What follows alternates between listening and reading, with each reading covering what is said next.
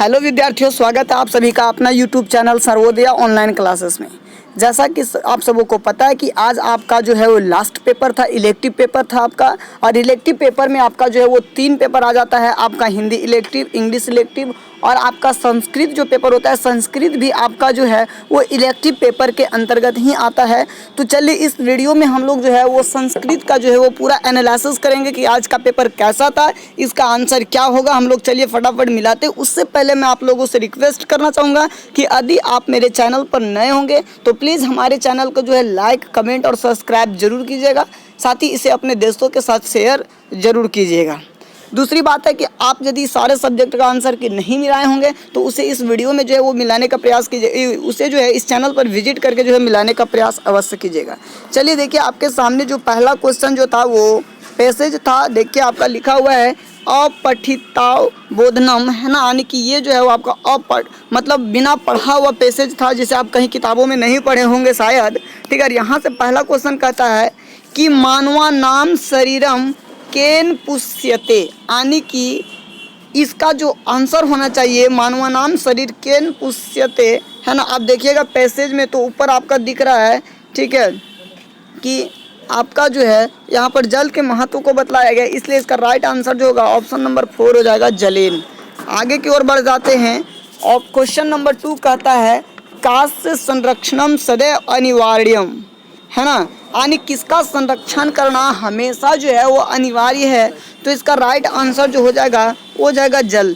जल की रक्षा जो है वो हमेशा करना या इसका संरक्षण करना हमारे लिए अनिवार्य है। आगे कहता है अव्यय पदम चिनुता, यानी कि नीचे जो ऑप्शन दिए गए हैं इन सारे ऑप्शन में आपको क्या करना है, अव्यय पद को छांटना है। अब यहाँ अव्यय पद देखिए छांटने का सबसे आसान तरीका ये तो आपका होगा नहीं भाई साहब, ये भी आपका नहीं होगा, ये भी नहीं होगा, तो बच गया कौन, च, यानी कि ऑप्शन 2 जो होगा वो आपका राइट हो जाएगा। आपके आगे देखते हैं कि नीरम अस्म पर्याय पदम चुनता, यानी कि जो नीर है, नीर का पर्याय शब्द क्या होगा, तो आपको पता है कि नीर का जो है यानी कि जल का जो है वो पर्याय शब्द आपका क्या हो जाएगा, जलम, है ना।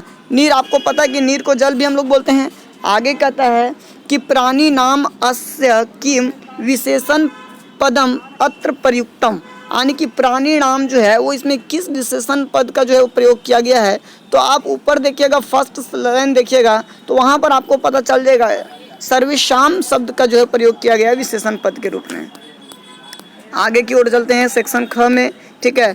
नगरस्य नाम किम अस्ति, यानी कि नगरस्य का नाम क्या था, तो यहाँ पे देखिएगा योगिनीपुरम जो है वो इसका राइट आंसर हो जाएगा, ऑप्शन नंबर 2 जो है वो सही हो जाएगा। आगे की ओर यदि बड़े क्वेश्चन नंबर 7 अवन राज्य कब बभुआ, है ना, तो इसका राइट आंसर हो जाएगा ऑप्शन नंबर 1 अलाउद्दीन। आगे की ओर बढ़ते हैं केनापि अदस्य संधि विच्छेदक कुरुता, तो इसका जो राइट आंसर होगा ऑप्शन नंबर 2 होगा केन जोड़ यफी। आगे की ओर बढ़ते हैं क्वेश्चन नंबर 9 की ओर यदि हम लोग बढ़ते हैं तो क्वेश्चन नंबर 9 कहता है उपर्युक्त श्लोक सौमित्र का, तो इसका जो राइट आंसर होगा वो होगा आपका ऑप्शन नंबर ये लक्ष्मण।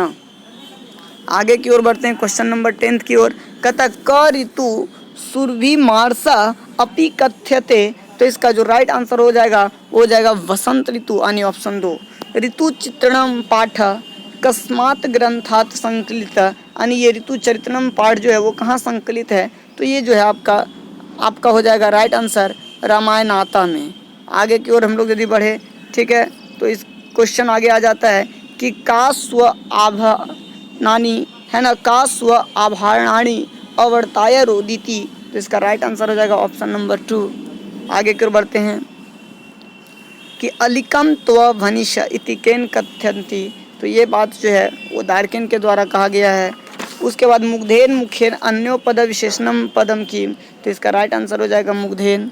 आगे की ओर बढ़ते हैं उपर्युक्त नाट्यांश कस्मात ग्रंथ संकलित, तो इसका राइट आंसर हो जाएगा आपका मृच्छकटिकम। 16 क्वेश्चन नंबर की ओर बढ़ते हैं कि र वर्णस्य उच्चारण स्थानम चिन्हता, यानी र वर्ण का जो है वो उच्चारण कहाँ से है, तो इसका उच्चारण स्थान जो है वो मूर्धा हो जाएगा, ऑप्शन 2 जो है वो सही हो जाएगा। आगे की ओर यदि क्वेश्चन चलने का प्रयास यदि करें तो आपका जो क्वेश्चन नंबर 17 है वह है क वर्ण कंठ, तो यहाँ पर आप देखिएगा इसका राइट आंसर हो जाएगा आपका क। आगे की ओर बढ़े तो यहाँ पर देखिए वर्ण संयोजन करने के लिए बोला गया, इसको जोड़कर एक शब्द बनाने की बात कही गई है। तो इसका राइट आंसर हो जाएगा ऑप्शन नंबर 3 त्रिशूल, है ना। आगे की ओर बढ़ते हैं, क्वेश्चन नंबर 19। रमा शब्दस्य सप्तमी, है ना, रमा शब्दस्य सप्तमी बहुवचने रूप भवति, यानी रमा शब्द का जो सप्तमी में बहुवचन होगा वो क्या होगा? तो इसका राइट आंसर हो जाएगा रमासु, ऑप्शन 4 सही हो जाएगा। 20 फलात पदे का विभक्ति प्रयुक्ता, तो इसका राइट आंसर हो जाएगा पंचमी। आगे की ओर बढ़े तो क्वेश्चन नंबर 21 कहता है तत् स्त्रीलिंग में, चूंकि यह स्त्रीलिंग और पुल्लिंग दोनों में होता है इसलिए कहता है तत् स्त्रीलिंग, है ना। शब्दस्थ तृतीया एक वचन रूपम की, यानी कि तृतत जो है वो तृतीया शब्द के एक वचन में क्या होगा? तो इसका जो राइट आंसर जो होगा वो आपका हो जाएगा भाई साहब तया। क्या हो जाएगा? तया, ऑप्शन नंबर 1 जो है वो सही होगा। आगे कहता है कि पश्यन्ति इतस्य मूल धातु का, तो इसका जो राइट आंसर जो होगा वो होगा दृश्य। क्या हो जाएगा? राइट दृश्य। आगे की ओर बढ़ते हैं कि गम धातु लोट लकारे मध्यम पुरुष एक वचन रूप भवती, तो इसका राइट आंसर जो होगा वो हो जाएगा आपका गच्छ, ऑप्शन नंबर 2 सही आंसर हो जाएगा। 24 सेविष्यते पदे क लकार प्रयुक्त, तो इसका राइट आंसर हो जाएगा आपका ऑप्शन नंबर 3 लिट लकार। ठीक है, आगे देखिएगा कि फलानी खाद्यंते, यहाँ स्पेस छोड़ा हुआ इसके लिए आपका भरा जाएगा मया, है ना। 26 क्वेश्चन नंबर ते प्रतिदिनम विद्यालयम, तो ते प्रतिदिनम विद्यालयम की बात करें तो इसका राइट आंसर हो जाएगा भाई साहब आपका गच्छन्ति। क्या हो जाएगा भाई साहब? गच्छन्ति। आगे की ओर यदि बढ़े तो दा योगे का विभक्ति भवति, राइट आंसर हो जाएगा 1, है ना। आगे की ओर बढ़ते हैं 28 भिक्षुका बाधिर, तो इसका राइट आंसर हो जाएगा कर्णेन, कर्ण से जो है वो भिक्षु बाधिर है। आगे देखिएगा विद्यालयम अभिता वृक्षा संति रेखांकित पदे का विभक्ति प्रयुक्ता, यानी विद्यालयम में कौन सा विभक्ति का प्रयोग हुआ है? तो द्वितीय विभक्ति का प्रयोग हुआ है। आगे की ओर यदि हम लोग बढ़े क्वेश्चन नंबर 30 कि मिलित्वा पदे का प्रत्यय प्रयुक्त, तो इसका राइट आंसर हो जाएगा कत्वा। राइट आंसर क्या हो जाएगा? कत्वा, है ना, ऑप्शन 3 सही हो जाएगा। आगे की ओर यदि हम लोग बढ़े भाई साहब तो 31 कहता तदेव गगनम सावधरा इति कविता संग्रह केंद्र रचयन्ति, तो इसका राइट आंसर हो जाएगा श्रीनिवासर्थेन, है ना। आगे की ओर बढ़ते हैं विद्यापति रचति कथा संग्रहम चिनुता, तो इसका राइट आंसर हो जाएगा पुरुष परीक्षा। आगे बढ़ते हैं महाभारतस्य रचिता का, महाभारत का लेखक कौन है? महाभारत का रचनाकार कौन है? तो वेद व्यास हो जाएगा। गद्य पद्म मिश्रित रचना भवती, तो ये आपका हो जाएगा चंपू काव्य। क्या हो जाएगा आपका भाई साहब? चंपू काव्य हो जाएगा। आगे की ओर बढ़ते हैं 35 यह नाटकस्य सूत्रधार्यति स भवन्ति, तो इसका जो राइट आंसर हो जाएगा वो होगा सूत्रधार। 36 की ओर यदि बढ़े तो गद्य काव्यस्य शिरोमणि का, देखिए इसका आंसर जो है मेरे ख्याल से आपका वानभट्ट होना चाहिए, ठीक है, इसलिए ऑप्शन 1 ही हमारे ख्याल से जो है राइट होगा।